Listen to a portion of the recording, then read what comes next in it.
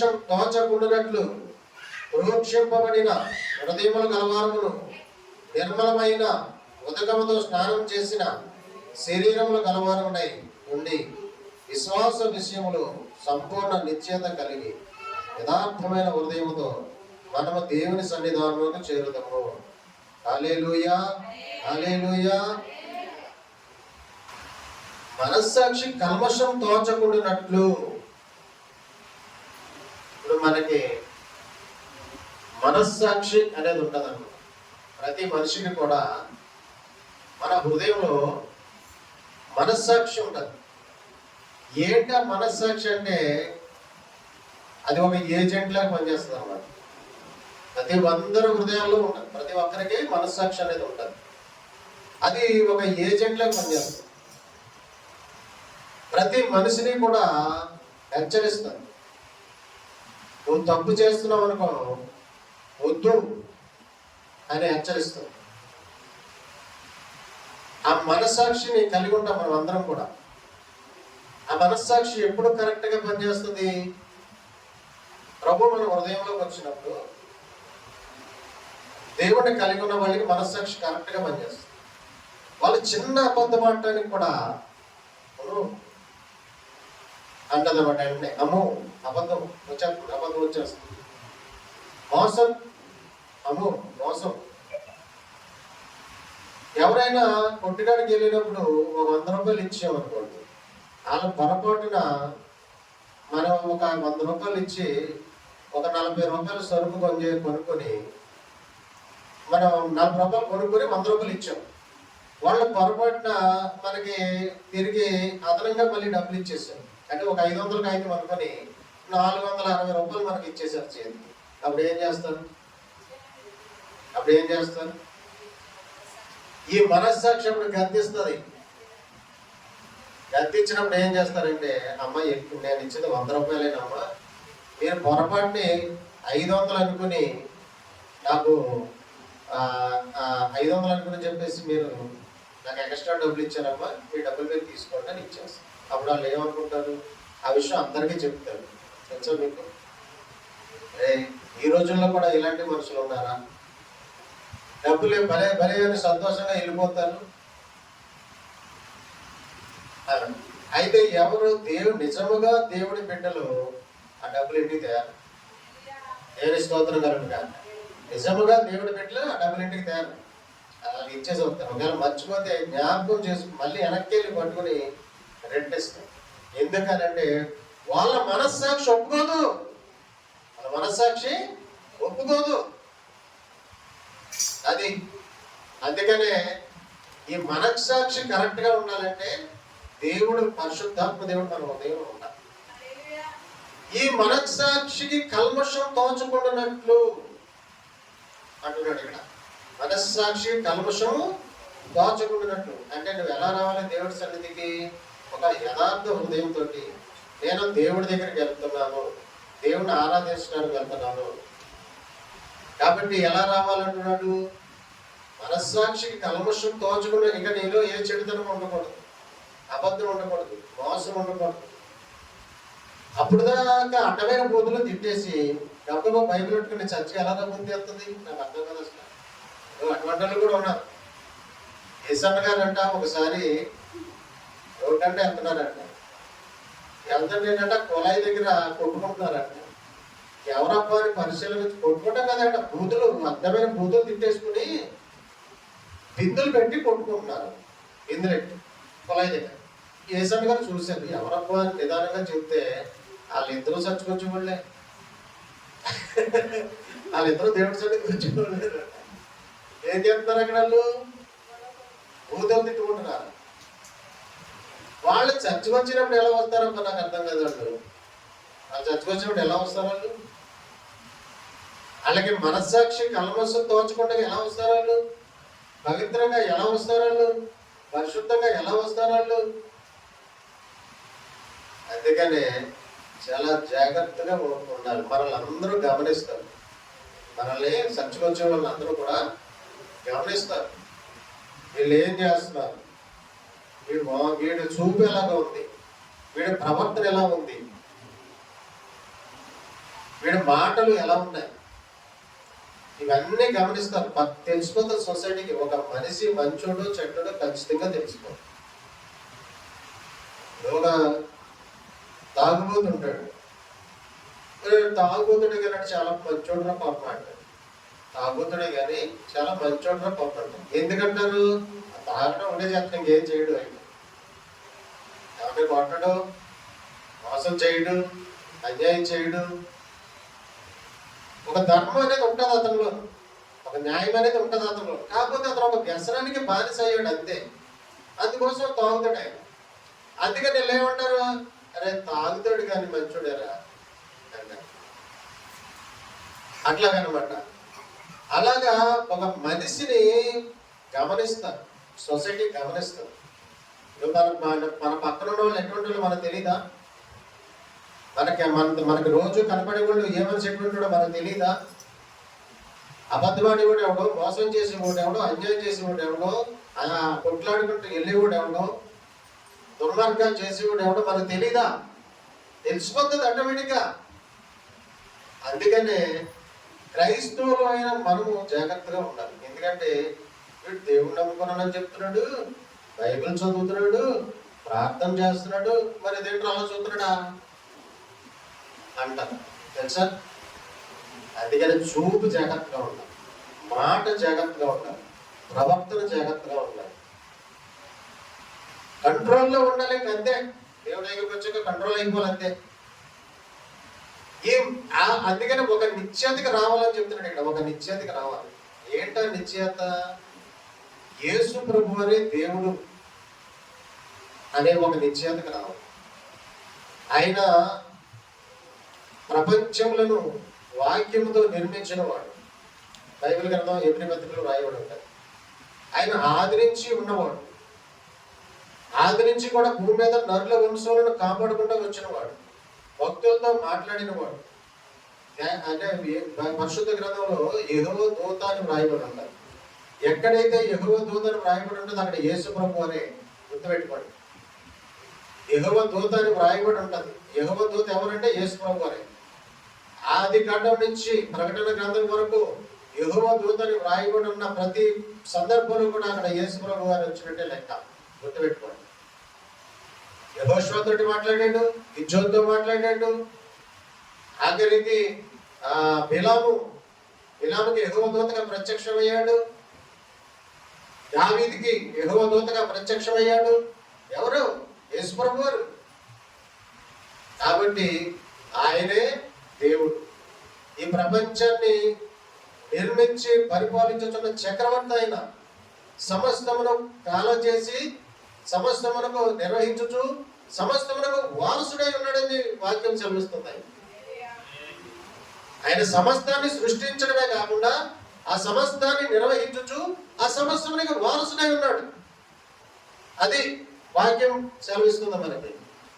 ఇంకో మాట ఏమంటాడు? ఆయన ఆది సంభూతుడి మరలా రప్పించినప్పుడు దేవుని దూతలందరూ ఆయనకి నమస్కరించాలని చెప్పుచున్నాడు. ఆది సంభూతుడు ఎవరు ఇక్కడ? యేసు ప్రభు ఆది సంభూతుడు. ఆయన ఆదియును అంతమునే ఉన్నవాడు.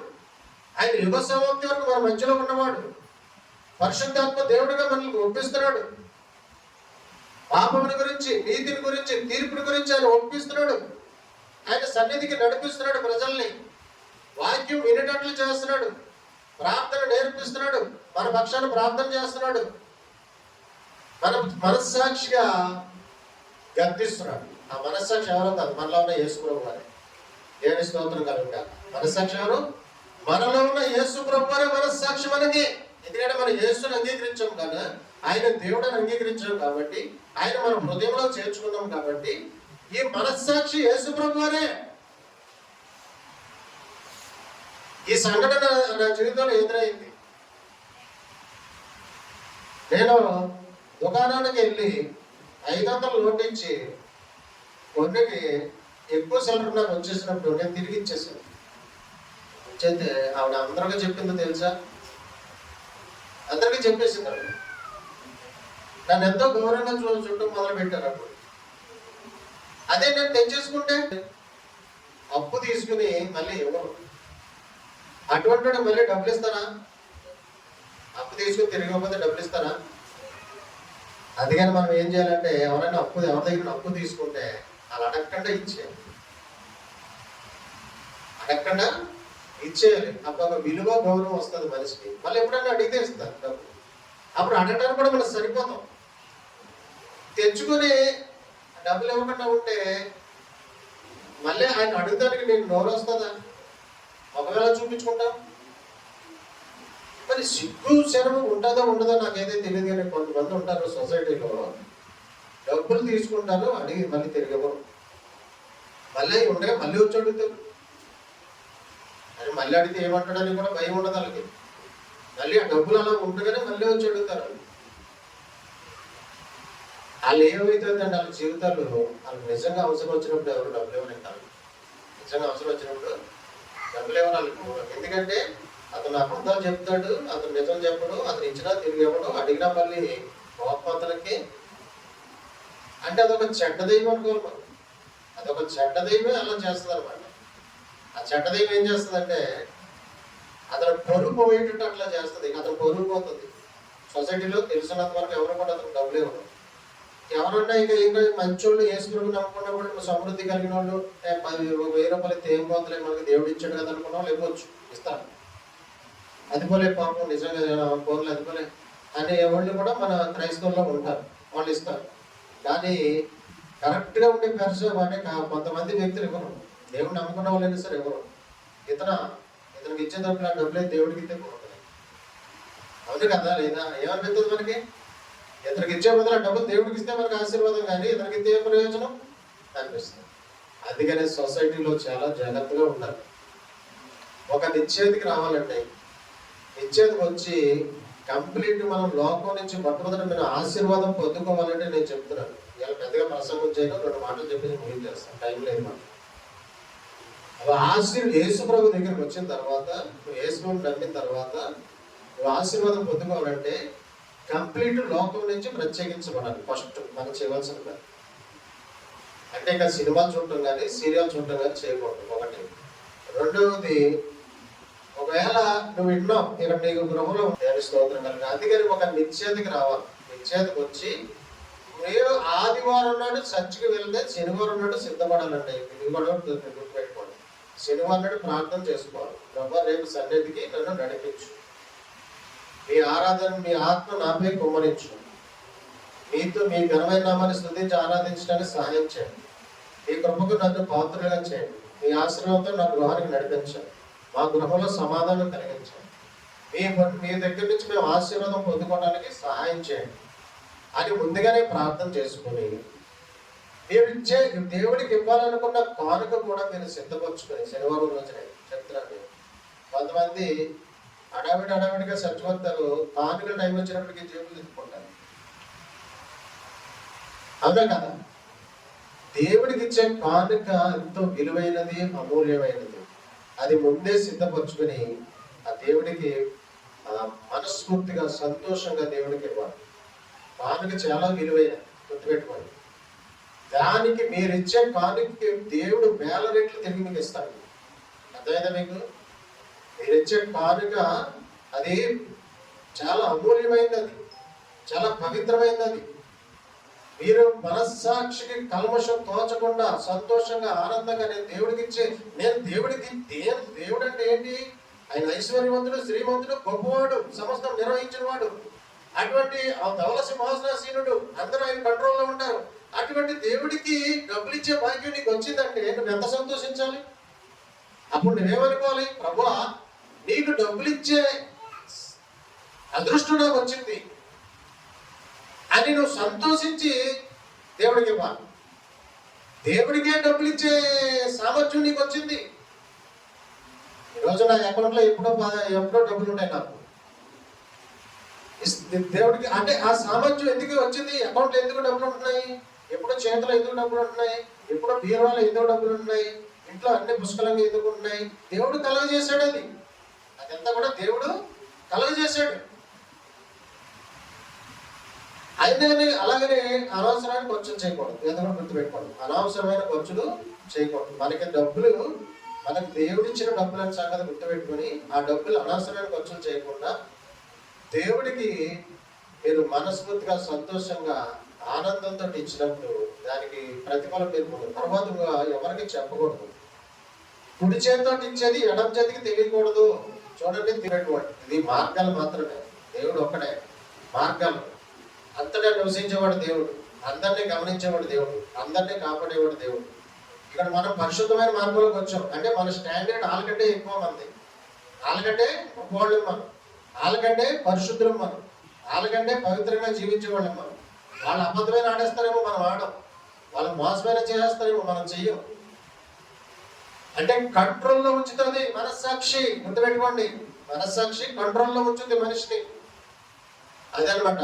అందుకనే ఒక నిశ్చేతకు వచ్చి మనస్సాక్షి కల్మషం దోచుకున్నట్లుగా పవిత్రంగా మీరు మందిరానికి వచ్చినప్పుడు చక్కగా తలారా స్నానం చేయండి, ఉతికిన వస్త్రాలు ధరించుకోండి, పరిశుద్ధంగా దేవుడి దగ్గరికి వెళ్తున్నాను, ఈ వాక్యం దేవుడు నాకు ఇచ్చాడు అని సంతోషంగా ఆనందంతో గొంతులు వేస్తూ మందిరానికి రండి.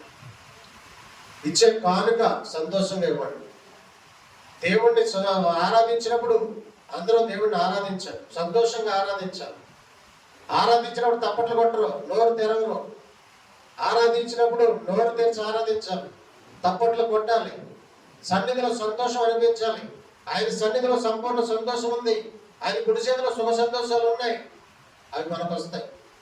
అందుకని నువ్వు సంతోషం వచ్చినప్పుడు నువ్వు ఆనందిస్తావు. నీ మనస్సాక్షి కరెక్ట్గా ఉన్నప్పుడు నువ్వు ఆనందిస్తావు. ఇంకేమి అన్నీ మర్చిపోయి రావాలి. ఇంటి దగ్గర ఎన్నో సమస్యలు ఉంటాయి, బంధువుల సమస్యలు, ఇంట్లో సమస్యలు, పిల్లలతో సమస్యలు, భర్తతో సమస్యలు ఎన్ని ఉంటాయి. అవన్నీ మర్చిపోయి సంతోషంగా దేవుడి సన్నిధికి వచ్చి హృదయపూర్వకంగా దేవుడిని ఆరాధించి ఆయన నామాన్ని మహిమపరిచి గణపరిచి ఆయనకి ఇవ్వాలనుకున్న కానుక సంతోషంగా ఇచ్చి దేవుడికి ఇచ్చే సామర్థ్యాన్ని నాకు దేవుడు ఇచ్చినందుకు దేవుడికి థ్యాంక్స్ చెప్పి, ప్రభువా 100 రూపాయలు నీకు ఇస్తున్నానంటే నువ్వు నాకు ఇచ్చినది ప్రభువా, నువ్వు నాకు కలగజేసింది ప్రభువా, ఈరోజు 2 పూట్ల భోజనం చేస్తున్నానంటే నువ్వు నాకు ఇచ్చావు, మంచి వస్త్రాలు కట్టుకుంటానంటే నువ్వు నాకు ఇచ్చావు, మోటార్ సైకిల్ మీద తిరుగుతున్నామంటే నువ్వు నాకు ఇచ్చావు, ఫోన్ యూజ్ చేస్తున్నానంటే నువ్వు నాకు ఇచ్చావు, ఉద్యోగం చేస్తున్నానంటే నువ్వు నాకు ఇచ్చావు అని దేవుడిని స్తుతించి ప్రతి విషయంలో కూడా థ్యాంక్స్ చెప్పినప్పుడు ఇంకా ఇస్తాడు. ప్రతి విషయంలో కూడా నువ్వు కృతజ్ఞతాస్తుతులు చెల్లించినప్పుడు దేవుడు ఇంకా ఇస్తాడు, ఇంకా మంచి ఉద్యోగం ఇస్తాడు, ఇంకా మంచి స్థితిలోకి నడిపిస్తాడు. కాబట్టి ఆ రీతిగా మనం మొట్టమొదటిగా గుర్తుపెట్టుకోండి, లోకం నుంచి పూర్తిగా ప్రత్యేకించబడాలి. మనస్సాక్షికి కల్మషం దోచకుండా మంచి హృదయంతో, నిర్మలమైన హృదయంతో ఉదక స్నానం చేసి వాక్యముతో ఉదక స్నానం చేసి రావాలి. బైబిల్ సన్నిధికి వచ్చే ముందు బైబిల్ చదువుకొని రావాలి. గుర్తుపెట్టుకోండి, స్నానం చేసి మీరు ఉతికిన వస్త్రాలు ధరించుకొని బైబిల్ చదువుకొని మనస్సును శుద్ధి చేసుకుని దేవుడి సన్నిధికి చక్కగా రావాలి. గుర్తుపెట్టుకోండి, నా లోకం నుంచి పూర్తిగా సెపరేట్ చేయబడాలి. ఇంకా మీకు ఆశీర్వాదాలు పొందుకోవాలంటే పక్కన ఉన్న వాళ్ళకి శుభాలు చెప్పి వాళ్ళని కూడా దేవుడి సన్నిధికి తీసుకురావాలి. అప్పుడు మీకు ఆశీర్వాదాలు మెండుగా ఉంటాయి. మిమ్మల్ని, మీ పిల్లల్ని దేవుడు బహుగా దీవిస్తాడు, మీకు సామర్థ్యం కలుగజేస్తాడు. ఇంట్లో ఎప్పుడూ తినడానికి లోటు ఉండదు, వస్త్రానికి లోటు ఉండదు, డబ్బులకి లోటు ఉండదు. ఎవరు ఇవ్వనన్న వాడు కూడా ఇస్తాడు. అప్పు చేయాలన్నా ఇవ్వాలి కదా, ఎవరైనా అప్పు పుట్టాలన్నా దేవుడు అనుగ్రహం కావాలి, దేవుడు కృప కావాలి. అప్పు పుట్టాలన్నా దేవుడు కృప ఉండాలి, లేకపోతే అప్పు కూడా పుట్టదు. మనకి దేవుడు కృప ఉన్నది అనుకోండి, పక్కనున్న ఆవిడ మనం అడగకుండానే నేను ఇస్తానండి తీసుకోండి అంటది. ఆయన దేవుడు నమ్ముకున్నాడు. ఒక సందర్భంలో 3 లక్షల అవసరం వచ్చింది, లారీ ప్రాబ్లమ్స్. ఏం చేయాలి అర్థం కాదు. ఏడిచి ప్రార్థన చేస్తుంటే పక్కనున్న పాలు వేసి ఆవిడ వాళ్ళ ఇంటికి పాలు వేయడానికి వస్తుంది ఒక ఆవిడ. ఆవిడతో ఏంటయ్య గారు అలా దిగాలుగా ఉన్నారంటే, ఏం లేదా కొంచెం అవసరం వచ్చింది డబ్బులు అంటే నేను ఇస్తాను తీసుకోండి. నేను పాలు వేసి ఆవిడ 3 లక్షలు ఇచ్చింది. మా అన్నీ ఆవిడ ఎవరో మా అన్నీ తెలియదు, ముక్కు మొక్కలు తెలియదు, ఎవరో పాలు వేయడానికి మాత్రమే వస్తుంది. 3 లక్షలు ఇస్తారన్న మాట ఎలా ఇస్తారంటే దేవుడు ఆవిడ ఉదయాన్ని ప్రేరేపించి ఆవిడ ద్వారా దేవుడు గమనించాడు. అది అందుకనే దేవుడు అంటే అందుకనే చాలా జాగ్రత్తగా ఉండాలి. కాబట్టి మీరు ఆ రకంగా శనివారం నుండి సిద్ధపడి దేవుడి దగ్గరికి రండి. ఇంకా ఎన్నో విషయాలు ఉన్నాయి కానీ సమయం లేదు, ప్రార్థన చేసుకున్నాం. మహాపరిశుద్ధ ప్రేమ స్వరూపి దైవ మా తండ్రి స్తోత్రాలు చెల్లించడం బాబు. బహున్నతుడ ఘనమైన దేవ ఆశ్చర్యకరుడు అద్భుతమైన తండ్రి స్తోత్రాలు. మరి మమ్మల్ందరినీ కూడా ఈ ఆదివారం పునరుద్ధానం దినం రోజున మేము కలుసుకోవడానికి మీ పాద సన్నిధిలో గడపడానికి మీ ఘనమైన మన స్తుతించి ఆరాధించి మహిమపరిచి శ్రద్ధగా వాక్యం వినటానికి ఆయా మమ్మల్ని తీసుకొచ్చే ప్రభుని స్తోత్రాలు. ఆయన మేము విత్తబడిన వాక్యాన్ని మా హృదయాల్లో కలింపజేసి మేమందరం కూడా మమ్మల్ని మేము సరి చేసుకుని మనస్సాక్షి కల్మషం తోచకుండా ఉదక స్నానం చేసి పరిశుద్ధంగా మందిరానికి వచ్చి ఆయన మరి లోపల నుంచి పూర్తిగా ప్రత్యేకించబడిన వారమై పరిశుద్ధంగా జీవిస్తూ మీ ఆశీర్వాదాలు పొందుకోవడానికి సహాయం చేయండి. వచ్చిన మమ్మల్ని అందరినీ మీ కృపకు పాత్రలుగా చేసి మీ ఆశీర్వాదం మీ అభిషేకంతో గృహాలకు నడిపించమని మా ప్రభు మా రక్షకుడు ప్రభు అయిన క్రీస్తు యేసు నామమున ప్రార్థిస్తున్నాము.